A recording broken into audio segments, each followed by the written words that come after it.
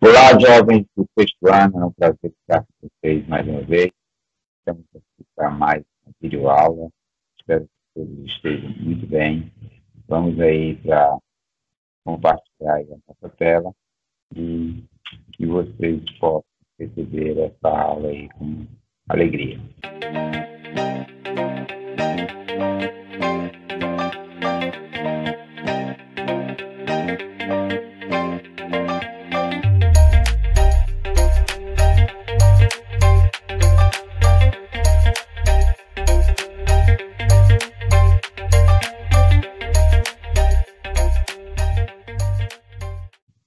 Então, pessoal, aí já estamos usando aí o nosso material, né, o livro didático, e o primeiro conteúdo aí que ele traz é justamente a respeito desses números, né? Então, nós, dentro da matemática, precisamos estar envolvidos aí nessa numeração. E ele começa a contar aquela história que a gente contou semana passada, né, de outra maneira.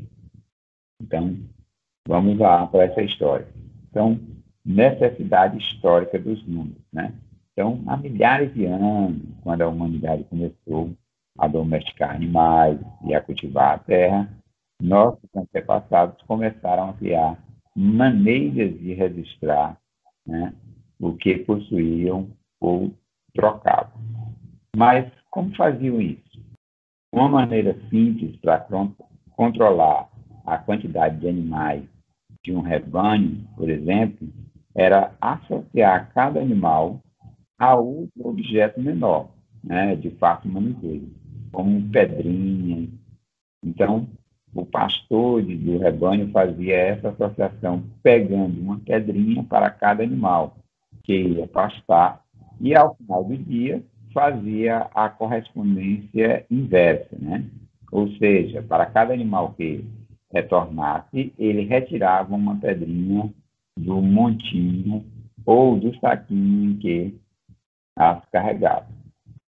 Então, nessa perspectiva, né, eles faziam esse trabalho todos os dias ao retornar. Então, eles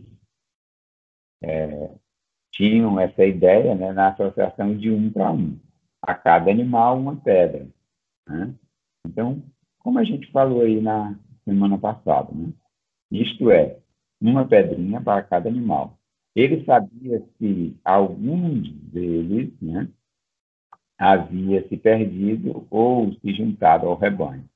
Dependendo da região, da cultura, esse tipo de associação não era feito somente com pedrinha, mas também com nós em corda, talhos em osso, marcas em pedaços de madeira e outros tipos de indicação, inclusive com os dedos das mãos, né?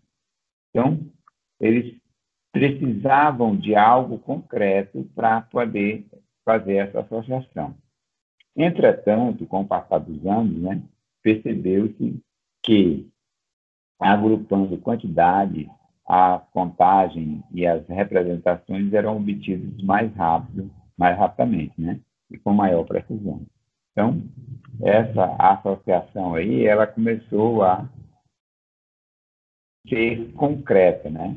Então, essa concretização de associar um objeto a outro objeto.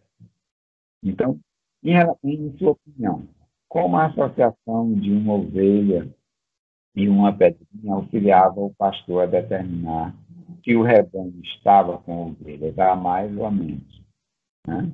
Então, aí é para você refletir e pensar. Então, algumas coisas, imagine a surpresa do pastor, né? Ao final do dia, ele retirando as pedrinhas e sobrasse pedrinha e as ovelhas já tinham acabado. Então, ele teria que voltar novamente, né, ao campo para ir atrás da sua ovelhinha. Ou, o contrário, né? Acabasse as pedras e ainda tinha ovelha. Então, alguma ovelha de alguém, né, poderia ter se juntado ao seu rebanho. Então, é nessa perspectiva de que a gente né, associava os números na antiguidade. Já hoje, né, o uso dos números, com o tempo, né, já nos nossos dias atuais, passamos a usar os números para muito mais do que apenas contar. Então, usamos os números para indicar quantidade, estabelecer uma ordem, expressar uma medida, ou então compor um código, né? Então, observe algumas situações nas quais os números estão presentes. Por exemplo, se eu estou envolvendo cédulas, né, cédulas de reais, nós estamos fazendo quantidade. Já se eu usar uma fita métrica, eu quero saber uma medida. Quando os atletas, né, na chegada de uma corrida, quem chega primeiro, quem chega segundo, eu estou ordenando, né? E algumas coisas, né, tipo fazer uma ligação para alguém, se eu digitar o código errado, eu não vou falar com a pessoa que eu quero. Então, há a necessidade de você digitar o número do telefone, isso é um código. Então, eu posso associar hoje números tanto à quantidade como à medida, ordem ou código. Então, tudo isso envolve números, né? Então, os nossos números hoje eles são usados nessa perspectiva. E aí você tem uma pequena, né, atividade dizendo assim: observe a sua volta e escreva outras situações em que os números estão presentes.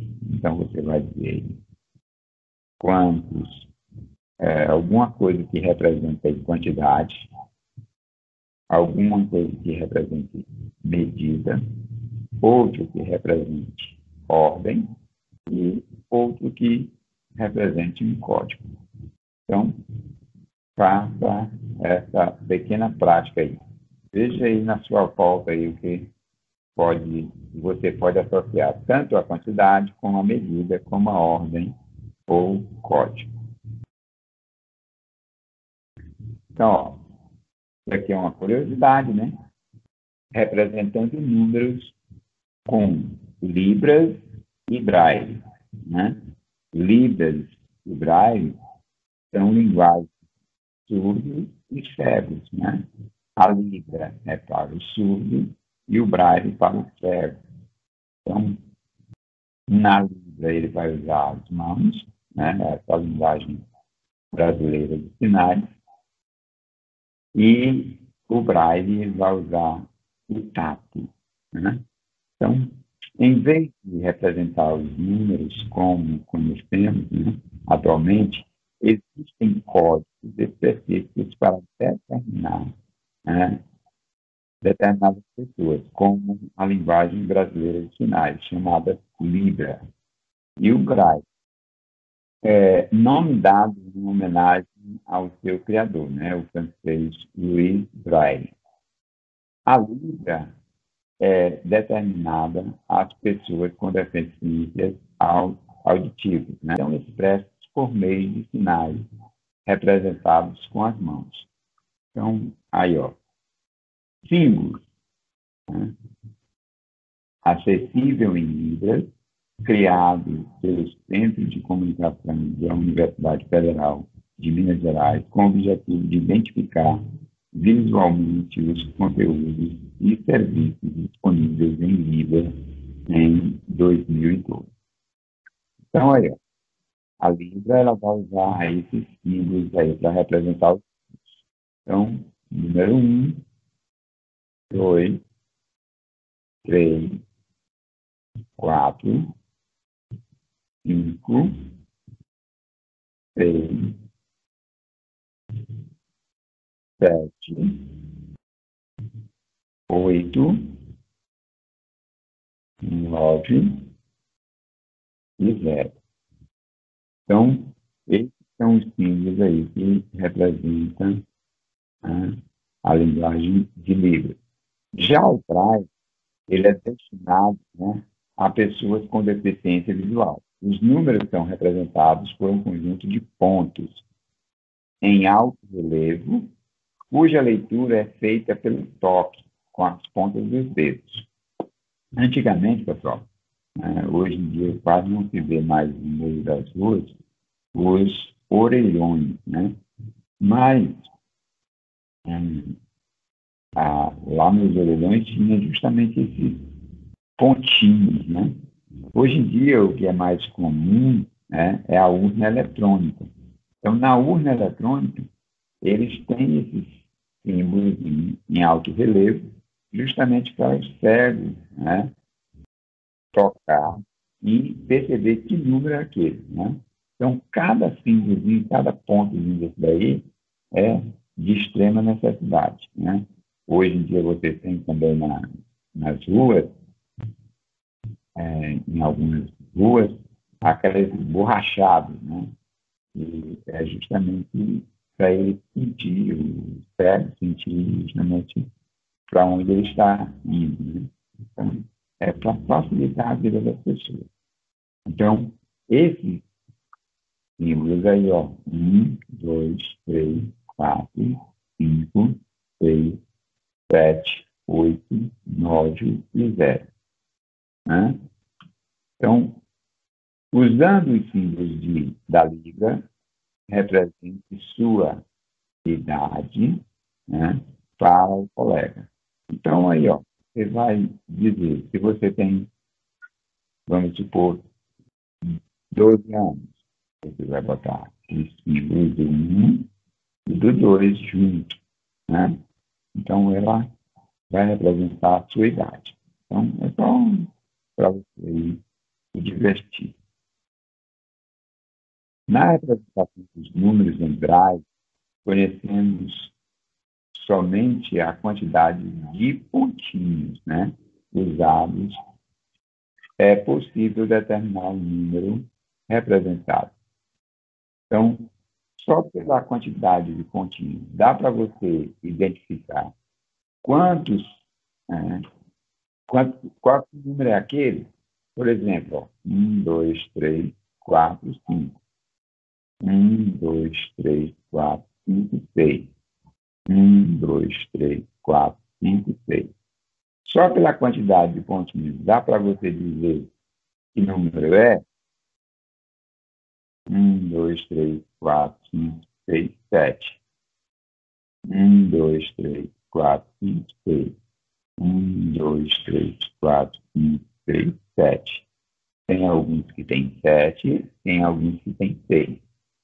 Então, só por essa quantidade de pontinhos, dá para você dizer que número é? Eu disser, pronto, o número está em braille e tem 6 pontinhos. Você vai conseguir dizer qual é o número só com essa quantidade de pontinhos, então você vai responder justamente isso. E a nossa proposta de exercício, né? Diz assim, observe as informações em cada item. Então, a brasileira Marta recebeu o prêmio de jogadora do ano da FIFA pela 5ª vez consecutiva. Então, na letra B, aí você vai ver esse número que apareceu aí, você vai dizer, né, se ele representa quantidade, se ele representa medida, se ele representa código, e assim sucessivamente, tá? Então, você vai classificar ele em uma daquelas categorias. Letra B. Quantidade de matrículas iniciais no ensino regular de 2017. Ensino fundamental, anos iniciais, 12.108.151. Anos finais, 9.948.364. Essa fonte é do INEP, né? Instituto Nacional de Estudos e Pesquisas Educacionais em Superior. Então, esse número ele vai representar o quê? Quantidade, código. Você vai dizer, certo? Então, brasileiro Marilson Gomes dos Santos venceu a 86ª Corrida de São Silvestre, conquistada seu terceiro título. Então, essas informações que está contida aí no noticiário, notícia urgente, né? Ele é o quê? Ele vai representar o quê? E, letra D, Salvador a 160 quilômetros. Então, você vai dizer se é código, se é quantidade. Não há uma informação aí. E na letra E, tem uma placa do carro, e essa placa, ela vai representar o quê? Então, você vai dizer aí, uma das quatro, certo? Em quais dos itens acima os números indicam? Quantidade, código, medida e ordem. Então, você bota aí só, letra A, né? Se A for quantidade, você bota nessa primeiro. Se a letra B for quantidade, você bota aqui. Mas se for código, bota aqui. Se for medida, bota aqui. Certo? E se for ordem, bota aqui. Então, você vai só organizar aí e ver se você sabe distinguir o que é quantidade, o que é código, o que é medida e o que é ordem. Bacana? Muito fácil a questão, muito simples. A dengue é uma ordem. A dengue é uma doença que pode ser evitada como medida simples de prevenção, né? Observe na tabela o número de casos dessa doença no Brasil em alguns anos. Então, aí, ó, em 2012, 589.591. Em 2013, 1.452.489. 2014, diminuiu de novo, né? 589.107. Em 2015, aumentou de novo, né? 1.649.008. Então, nessa perspectiva, o que ele quer? Os valores apresentados na tabela indicam quantidade, ordem, medida ou código. De acordo com a tabela, em qual ano foi notificado o maior número de casos de dengue no Brasil? E aí você vai olhar aquele que representa a maior quantidade. Então, vivendo valores, né? O descarte correto de resíduos e embalagem é uma das ações que você pode fazer no combate da dengue, né? Então, dengue é uma doença muito prejudicial aí, então você pode evitar descartando aí corretamente os objetos para que não acumule água parada, né? E o mosquito prolifere. Então, cidadania no dia a dia, criança também tem que ler. Então, você sabia que a vacinação é um direito da criança? Nesse período aí que nós estamos vivendo essa pandemia, nós estamos aí lutando aí pela vacinação, né? Algumas pessoas estão aí querendo que chegue logo a sua hora para ser vacinada. Então, vacinação é um direito da criança. Então, a partir do nascimento, a criança é acompanhada por uma equipe de profissionais responsáveis pela administração de cuidados que visam a manutenção de sua saúde. Então, desde o início da vida, a criança passa por um processo de vacinação, que perdura por vários anos. Então, nesse processo, ela recebe diversas vacinas, que a protegem, né, de inúmeras doenças infectos contagiosas, como varíola, poliomíelite, sarampo, tétano e febre amarela. Então, essa infecção contagiosa nada mais é do que uma doença que produz infecção e se propaga por contágio, né? Então, ela contagia outras pessoas. Então, de acordo com a lei número 8.079/93, do Estatuto da Criança e do Adolescente, que é chamado de ECA, é obrigatória a vacinação de crianças, no caso, recomendados pela autoridade sanitária. Né? No entanto, o governo promove campanhas de vacinação durante o ano todo. Então, ó, é um exemplo aí. Caderneta de saúde da criança, menino. Né? Então, aí você pode perguntar à sua mãe: mãe, me mostra aí minha caderneta de vacinação, que está em dia. Né?